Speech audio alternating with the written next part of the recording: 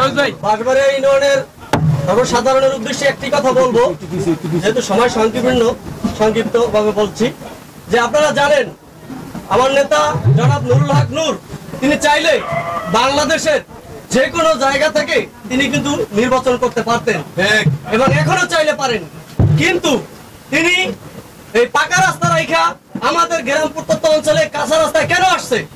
কারণ তিনি এই জনপদের জন্য, এই আমাদের 10 মিনিট গলাচিপা উন্নয়নের রোল মডেল করার জন্য তিনি চালাচ্ছে এবং তিনি আমাদের পাশে থেকে এই এলাকাকে উন্নয়ন করাই তার উদ্দেশ্য।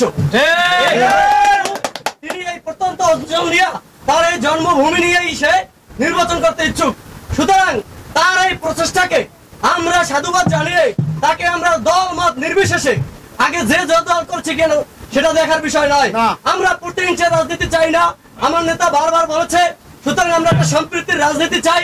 আমরা সমস্ত ভেদাভেদ ভুলে এই নেতার হাতকে শক্তিশালী করে সামনের দিকে আমরা ট্র্যাক করতে আমরা ভোট দিয়ে জয়যুক্ত করে আমরা এই নেতাকে সংসদে পাঠাবো এমপি হিসেবে, এবং এই নেতায় আমাদেরকে মন্ত্রী উপহার দেবে ইনশাআল্লাহ।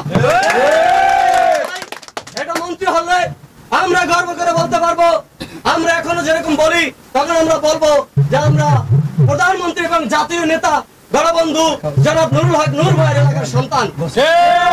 আপনাদের উদারত আহ্বান জানিয়ে আমি সংক্ষিপ্ত শেষ করছি। আসসালামু আলাইকুম। সদস্য সচিব ইমরান ভাই তারা আপনাদেরকে ধন্যবাদ জানাইছে যে আপনারা একটা প্রতিকূল সময় উপেক্ষা করেও এই সময়ে এই আমাদের আজকের প্রোগ্রাম সাকসেস করার জন্য কাজ করেছেন। আমিও আপনাদেরকে ধন্যবাদ এবং কৃতজ্ঞতা জানাই যে আপনাদের সাথে দেখা সাক্ষাৎ হয় নাই, আপনারা না দেখেই আওয়ামী দুঃশাসনের মধ্যে এই কার্যালয় নিয়েছেন। অনেকবার এই কার্যালয় ভাঙতে এসেছে, পুড়তে এসেছে, এইখানকার সাধারণ মানুষ তারা প্রতিরোধ করেছে, যেই কারণেই তাদের প্রতি আমাদেরও কৃতজ্ঞতা আছে। আপনারা জানেন এই যে পাশের মসজিদ, এই মসজিদে আমরা কিন্তু সরকারিভাবে 3 লক্ষ টাকার একটা অনুদান ব্যবস্থা করে দিয়েছি।